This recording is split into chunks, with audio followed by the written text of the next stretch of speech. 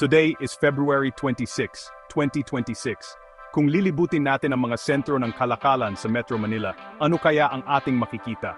Marahil, ang ating mga mata ay mapupuno ng mga nagtataasang gusali. Ang mga ito ay gawa sa salamin at bakal, kumikinang sa ilalim ng sikat ng araw. Para bang mga dambuhalang salamin na sumasalamin sa asul na langit.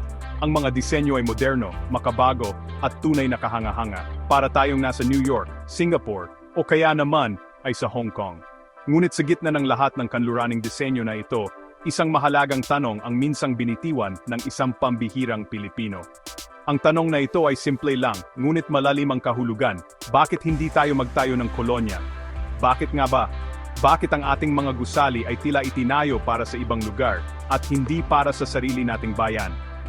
Ang taong nagtanong nito ay si Francisco Bobby Mañosa, isang arkitekto na may malaking puso para sa Pilipinas. Nakita niya ang pagdami ng mga gusaling tila kinopya lamang mula sa ibang bansa. Mga gusaling hindi angkop sa ating mainit na klima. Mga gusaling gawa sa salamin na nagkukulong ng init, kaya naman kailangan ng malakas na aircon para palamigin. Para kay Mañosa, ito ay isang malaking pagkakamali. Para sa kanya, ang arkitektura ay hindi lamang tungkol sa pagtatayo ng mga istruktura. Ito ay salamin ng ating pagkatao, ng ating kultura, at ng ating kasaysayan. Kaya naman, ang kanyang simpleng tanong ay isang hamon sa lahat. Bakit natin tinatalikuran ang sariling atin para gayahin ang iba? Isipin na lang ninyo, ang Pilipinas ay isang bansang tropikal. Mainit at maalinsangan ang panahon sa halos buong taon.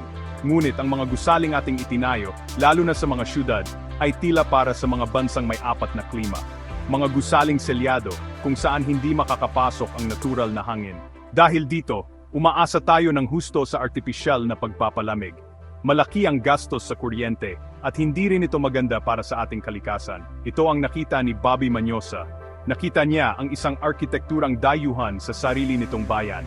Isang arkitekturang hindi kumakausap sa ating pagka-Pilipino at hindi sumasagot sa mga pangangailangan ng ating kapaligiran. Ang kanyang tanong, bakit hindi tayo magtayo ng kolonya, ay hindi lang isang simpleng puna. Ito ay isang panawagan na muling tuklasin ang ating pagkakakilanlan sa larangan ng arkitektura. Isang paanyaya na yakapin ang mga disenyo, materyales, at kaalaman na minana pa natin sa ating mga ninuno. Para kay Mañosa, ang sagot sa modernong hamon ng pagtatayo ng gusali ay hindi matatagpuan sa malalayong lugar. Ang sagot, sa katunayan, ay nasa ating sariling bakuran lamang. Ito ang naging simula ng kanyang misyon, ang lumikha ng isang arkitekturang tunay na Pilipino, para sa mga Pilipino. Sino nga ba si Francisco Bobby Mañosa? Ipinanganak siya noong 1931 sa isang Maynila na ibang-iba sa ngayon. Ito ang Maynila, bago pa man pumutok ang ikalawang digmaang pandaigdig, isang lungsod na mayaman sa kultura at kasaysayan. Lumaki siya sa isang pamilyang may hilig sa sining. Nag-aral siya ng arkitektura sa Universidad ng Santo Tomas, kung saan nahasa ang kanyang talento sa pagguhit at pagdidisenyo. Sa simula, tulad ng maraming arkitekto noong kanyang panahon, ang kanyang mga disenyo ay may impluwensya rin ng kanluraning estilo. Ito ang uso, ito ang itinuturing na moderno at progresibo. Ngunit isang paglalakbay ang magpapabago sa kanyang pananaw habang buhay. Matapos ang kanyang pag-aaral, nagkaroon siya ng pagkakataong maglakbay at mag-obserba sa Japan. Dito, namulat ang kanyang mga mata sa isang kakaibang katotohanan. Nakita niya kung paano pinapahalagahan ng mga Hapon ang kanilang sariling kultura sa kanilang mga gusali. Mula sa mga templo hanggang sa mga simpleng tahanan, bakas na bakas ang kanilang pagkakakilanlan. Gumagamit sila ng mga lokal na materyales tulad ng kahoy at papel. Ang kanilang mga disenyo ay simple, malinis, at may malalim na koneksyon sa kalikasan. Napagtanto ni Mañosa na ang pagiging moderno ay hindi nangangahulugang paglimot sa sariling pinagmulan. Sa Japan, ang tradisyon at modernidad ay magkasamang nabubuhay ng payapa. Ang karanasang ito sa Japan ang nagtulak sa kanya na tanungin ang sarili. Kung kaya ng mga Hapon na ipagmalaki ang kanilang arkitektura, bakit hindi natin kaya? Dito nagsimulang bumalik sa kanyang isipan ang isang imahe mula sa kanyang kabataan. Ang imahe ng isang simpleng istruktura na madalas nating makita sa mga probinsya, ang bahay kubo. Para sa marami, ang bahay kubo ay simbolo ng kahirapan o pagiging primitive. Ngunit para sa nag-iisip na si Bobby Mañosa, ang bahay kubo ay isang henyong disenyo. Ito ay isang perpektong halimbawa ng arkitekturang umaangkop sa klima at kapaligiran ng Pilipinas. Nagsimula niyang pag-aralan ang bawat detalye nito. Dito niya natuklasan na ang bahay kubo ay hindi basta-basta itinayo. Bawat bahagi nito ay may dahilan. Bawat materyales na ginamit ay may layunin. Ito ay isang istrukturang humihinga, isang tahanan na nakikipag-ugnayan sa kalikasan. Ang paglalakbay sa Japan at ang muling pagtuklas sa bahay kubo ang nagsilbing dalawang malaking inspirasyon para kay Manyosa. Ang mga ito ang humubog sa kanyang pilosopiya. Mula sa isang arkitektong sumusunod sa uso, siya ay naging isang kampiyon ng arkitekturang Pilipino. Ang kanyang misyon ay naging malinaw ang itaas ang antas ng disenyo ng bahay kubo at ipakita sa buong mundo na ang arkitekturang Pilipino ay world-class. Para sa karaniwang mata, ang bahay kubo ay isang simpleng bahay na gawa sa kawayan at nipa. Ngunit para sa isang arkitektong tulad ni Bobby Manyosa, ito ay isang obra maestra ng climate adaptive design. Tiningnan niya ito ng mas malapitan at nakita ang henyo sa likod ng simpleng anyo nito. Bakit nga ba ito itinuturing na advanced at hindi primitive? Una, tingnan natin ang bubong. Ang mataas at matarik na bubong na gawa sa napaupugon ay hindi lang para maging maganda. Ang disenyo nito ay para mabilis na dumaloy ang tubig ulan na mahalaga sa isang bansang madalas daanan ng bagyo. Ang makapal na mga dahon ay nagsisilbi ring natural na insulation na pinapanatiling malamig ang loob ng bahay kahit tirik ang araw. Pangalawa, ang buong bahay ay nakataas mula sa lupa. Ito ay nakatayo sa mga post o stilts. Marami itong benepisyo. Pinoprotektahan nito ang mga nakatira mula sa baha na karaniwan sa maraming lugar sa Pilipinas. Pinoprotektahan din nito ang bahay mula sa mga peste at hayop na gumagapang sa lupa. Higit sa lahat, ang espasyo sa ilalim ng bahay o ang silong ay nagpapahintulot sa hangin na malayang dumaloy. Ito ay lumilikha ng natural na bentilasyon na tumutulong para palamigin ang sahig at ang buong kabahayan. Ang silong ay nagsisilbi ring imbakan ng mga kagamitan sa pagsasaka o di kaya ay alagang hayop. Practical, hindi ba? Pangatlo, ang mga dingding at sahig. Kadalasan, ang mga ito ay gawa sa sawali o inilat na kawayan. Ang mga materyales na ito ay may maliliit na siwang. Ang mga siwang na ito ay hindi aksidente. Ang mga ito ay para makapasok at makalabas ang hangin na lumilikha ng cross ventilation. Ito ang dahilan kung bakit presko sa loob ng bahay kubo kahit walang electric fan o aircon. Ang mga malalaking bintana na madalas ay umaabot mula sa sahig hanggang kisame ay nagbibigay din ng sapat na liwanag at ventilasyon. Ang mga bintanang ito ay madalas may tukod para manatiling bukas na hinahayaan ang simoy ng hangin na pumasok habang nagbibigay ng lilim mula sa araw. Sa kabuuan, ang bahay kubo ay isang breathing house o isang bahay na humihinga. Ito ay gawa sa mga natural at lokal na materyales na madaling mahanap at palitan. Ang disenyo nito ay resulta ng daan-daang taon ng karanasan at pag-angkop ng ating mga ninuno sa ating klima. Para kay Manyosa, hindi ito simbolo ng atrasadong pamumuhay. Sa halip, ito ang pinakamataas na antas ng sustainable at climate-responsive na disenyo. Ito ang blueprint, ito ang batayan. Ang hamon para sa kanya ay kung paano gagawing moderno ang mga prinsipyong ito at gagamitin sa pagtatayo ng mga kontemporaryong gusali mula sa mga bahay hanggang sa mga malalaking istruktura. Dala ang mga aral mula sa bahay kubo at sa kanyang karanasan sa Japan, sinimulan ni Bobby Manyosa ang kanyang revolusyon sa arkitekturang Pilipino. Kasama ang kanyang mga kapatid, itinatag nila ang Manyosa Brothers Architects. Dito, sinimulan niyang isalin ang mga prinsipyo ng katutubong disenyo sa mga modernong proyekto. Ang kanyang layunin ay hindi kopyahin ang bahay kubo ng buo. Sa halip, nais niyang kunin ang diwa nito, ang pagiging bukas, ang paggamit ng natural na bentilasyon, at ang pagpapahalaga sa mga lokal na materyales. Nais niyang patunayan na ang arkitekturang Pilipino ay maaring maging elegante, sopistikado, at angkop sa modernong pamumuhay. Isa sa mga pinakaunang proyekto na nagpakita ng kanyang natatanging estilo ay ang Sulo Restaurant sa Makati. Itinayo noong dekada 60, ang restaurant na ito ay naging isang icon. Sa halip na gumamit ng karaniwang konkreto at salamin, ginamit ni Manyosa ang isang dramatikong A-frame na bubong na gawa sa kahoy. Ang itsura nito ay nagpapaalala sa atin ng mga katutubong bubong, ngunit may modernong dating. Sa loob, ang mga materyales tulad ng kahoy, kawayan at ratan ay nagbigay ng isang mainit at kaaya-ayang pakiramdam.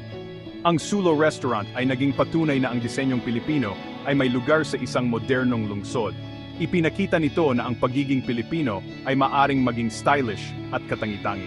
Ang isa pang mahalagang proyekto na humubog sa skyline ng Pasig River ay ang San Miguel Corporation Headquarters. Ito ay isang napakalaking estruktura. Kung ibang arkitekto ang gumawa, marahil ito ay magiging isang tipikal na gusaling gawa sa salamin. Ngunit sa kamay ni Manyosa, ito ay naging isang modernong interpretasyon ng hagdan-hagdang palayan ng Banawe. Ang gusali ay may terraced na disenyo, kung saan bawat palapag ay bahagyang nakaurong mula sa nasa ilalim nito. Ang disenyong ito ay hindi lamang para sa itsura. Ito ay para magbigay ng lilim sa mga bintana sa ibabang palapag na nakakatulong bawasan ang direktang sikat ng araw at ang pangangailangan para sa malakas na air conditioning. Sa proyektong ito, ipinakita ni Manyosa na ang mga prinsipyo ng climate adaptive design ay maaring gamitin kahit sa mga dambuhalang corporate buildings. Ang malawak na paggamit ng mga halaman sa bawat terrace ay nagbigay buhay sa malamig na konkreto. Ito ay isang gusaling hindi lamang maganda tingnan, kundi matalino rin ang pagkagawa. Ang San Miguel Corporation Headquarters ay naging isang testamento sa pananaw ni Manyosa. Pinatunayan niya na posible ang pagtatayo ng isang world-class na gusali na hindi isinasakripisyo ang pagiging Pilipino at ang pagiging angkop sa ating klima. Ito ay isang gusaling sumasalamin sa ganda ng ating kalikasan at sa talino ng ating lahi. Kung may dalawang gusali na tunay na sumisimbolo sa arkitektura ni Bobby Manyosa, ito ay ang Coconut Palace at ang EDA Shrine. Ang Coconut Palace o Tahanang Pilipino ay itinayo noong 1978. Ito ay isang proyekto na nagbigay sa kanya ng pagkakataong ipakita ang lahat ng kanyang pinaniniwalaan. Ang pangunahing utos ay gamitin ang niyog bilang pangunahing materyales sa pagtatayo. Para sa marami, ito ay isang kakaibang hamon. Ngunit para kay Manyosa, ito ay isang pambihirang pagkakataon. Ginamit niya ang halos lahat ng bahagi ng puno ng niyog sa isang malikhain at artistikong paraan. Ang mga poste ay gawa sa puno ng niyog, ang bubong ay gawa sa coconut shingles, at maging ang mga pader at muebles ay may mga detalyeng galing din sa niyog. Ang disenyo ng Coconut Palace ay isang modernong interpretasyon ng isang salakot, ang tradisyonal na sombrerong Pilipino. Ang hugis nito ay hindi lamang simboliko, kundi praktikal din. Nagbibigay ito ng sapat na lilim at proteksyon mula sa ulan. Sa loob, ang mga malalaking bintana at bukas na espasyo ay nagpapahintulot sa hangin mula sa Manila Bay na pumasok at magbigay ng natural na lamig. Ang buong istruktura ay isang pagdiriwang ng mga materyales na Pilipino. Bukod sa niyog, gumamit din siya ng kapis shells para sa mga bintana na nagbibigay ng malambot at magandang liwanag. Ang Coconut Palace ay naging isang buhay na museo ng sining at arkitekturang Pilipino. Makalipas ang ilang taon, isang makasaysayang pangyayari ang yumanig sa bansa, ang EDSA People Power Revolution noong 1986.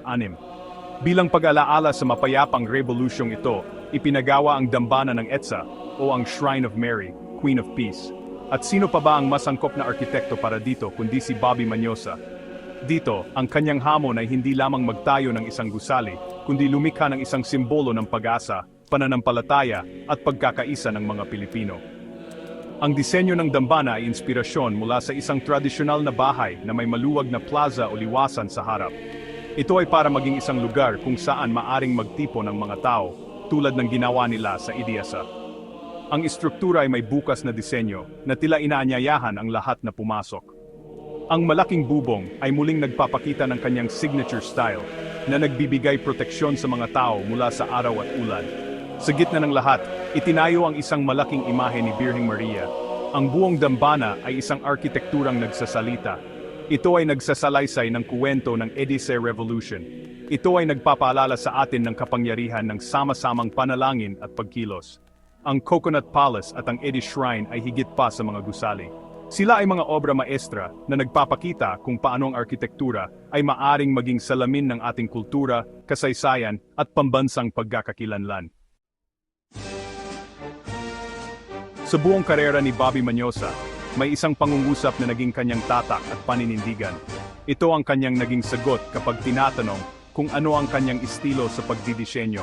I design Filipino, nothing else. Sa Tagalog, nagdidisenyo ako ng Pilipino, wala nang iba. Ang mga salitang ito ay hindi lamang isang slogan, ito ang kanyang buong pilosopya at misyon sa buhay.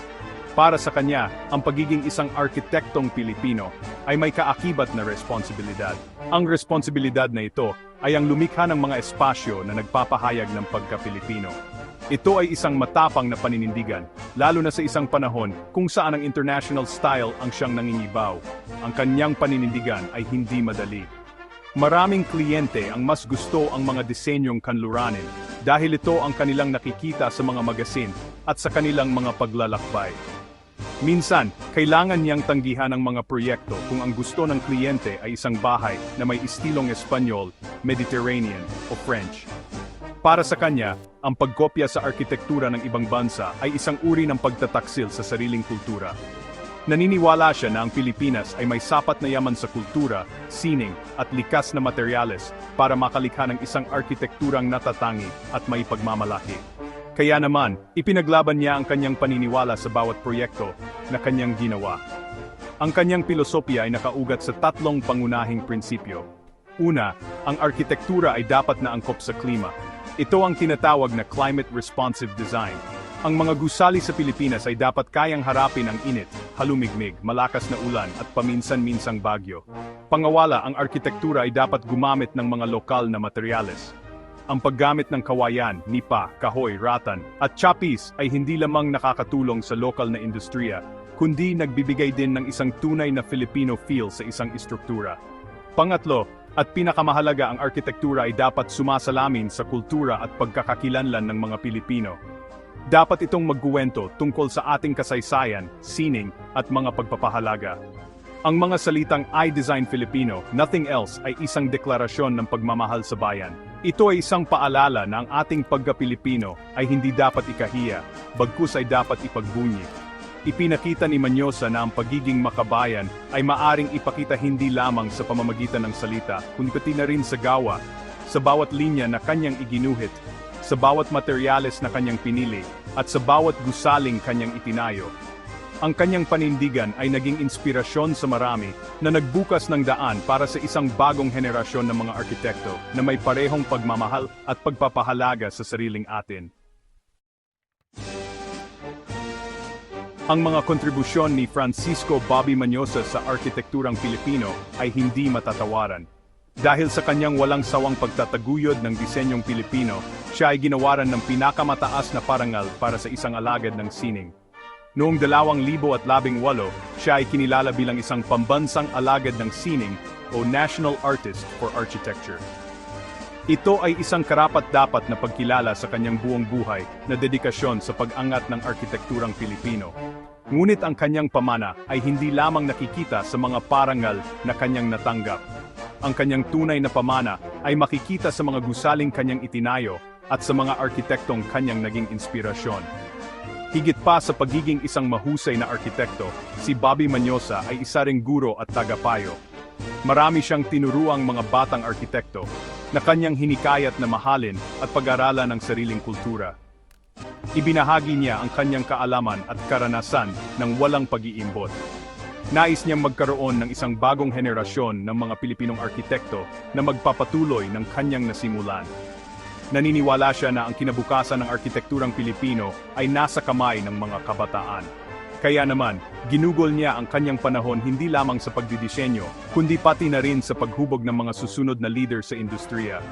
Ngayon, kahit na pumanaw na si Bobby Manyosa noong 2019, ang kanyang diwa at pananaw ay patuloy na nabubuhay. Ang kanyang kumpanya, na ngayon ay kilala bilang Manyosa & Company, ay pinamumunuan na ng kanyang mga anak. Ipinagpapatuloy nila ang pilosopiya ng kanilang ama. Patuloy silang lumilikha ng mga gusaling moderno, ngunit may pusong Pilipino. Ang kanilang mga disenyo ay patuloy na gumagamit ng mga prinsipyo ng climate-responsive at sustainable na arkitektura. Ito ay isang patunay na ang pamana ni Manyosa ay hindi namatay kasama niya. Ito ay isang buhay na pamanang patuloy na humuhubog sa ating mga lungsod at komunidad. Ang kwento ni Bobby Manyosa ay isang mahalagang aral para sa ating lahat, lalo na dito sa Pilipinas. Ito ay isang paalala na ang tunay na pag-unlad ay hindi nangangahulugang paggaya sa iba. Ang tunay na pag-unlad ay nagmumula sa pag-unawa at pagpapahalaga sa kung sino tayo. Ang arkitektura ay isang makapangyarihang kasangkapan para maipahayag ang ating pagkakakilanlan.